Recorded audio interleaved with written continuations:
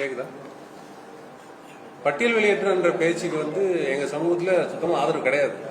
நான் அது ஆதாரத்தோட என்னால சொல்ல முடியும்.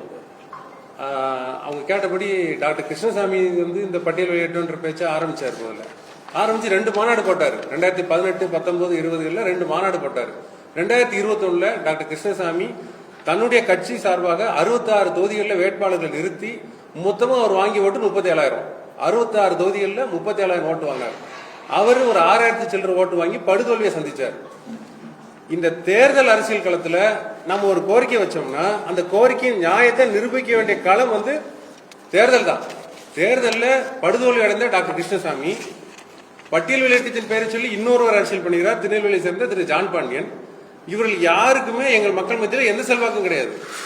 அப்ப பட்டியல் வெளியேற்றன்றது ஒரு பெரிய புரட்சிகர முழக்கம் மாதிரியும் அது வந்துச்சுன்னா பெரிய சீமான் சொல்றபடி அது ஒரு பெரிய ஒரு தமிழில எழுச்சி மாதிரியும் அப்படியெல்லாம் ஒன்றும் அங்கெல்லாம் ஒன்றும் கிடையாது. இப்போ சென்னையிலேருந்து 2 பஸ்ல ஆளை கூட்டிட்டு போறதுக்கு வாட்ஸ்அப்ல எல்லாம் நியூஸ் வருது.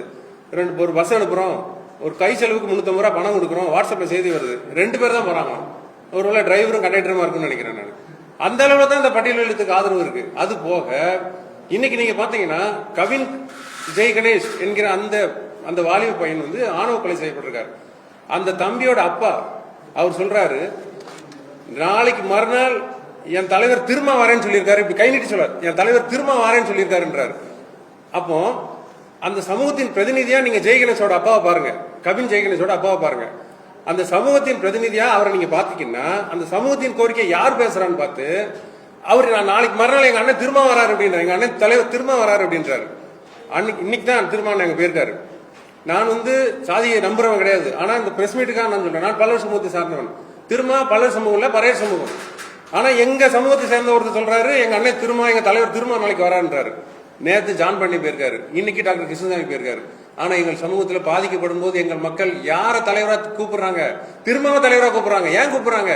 திரும்ப அவர்களுக்கு ஒரு பாதிப்பு வரும்போது இந்த மக்களுடைய குரலை திரும்ப எதிரொலிக்காரு, அதனால திரும்ப தர்றாங்க. இதுல இருந்து என்ன தெரியுதுன்னா இந்த பட்டியல் வெளியேற்றம், இந்த வெங்காயம் இதெல்லாம் எங்க சமூகத்துல ஒரு பொருட்டே கிடையாது. தமிழ்நாட்டில் எண்ணி எடுத்துக்கிட்டீங்கன்னா ஒரு 5,000 பேர் 10,000 பேர் வாட்ஸ்அப்ல பேஸ்புக்ல உருட்டிட்டு இருப்பானுங்க. எவனுக்கும் தேர்தல் களத்தில் நின்று பட்டியல் வெளியீட்டின் பெயரால் இது பட்டியல் வெளியேற்றம் நடந்தா அப்படி நடந்தும் இப்படி நடந்துரும் எவனையாச்சும் விவாதத்துக்கு வர சொல்லுங்க, ஒருத்தனும் வரமாட்டான்.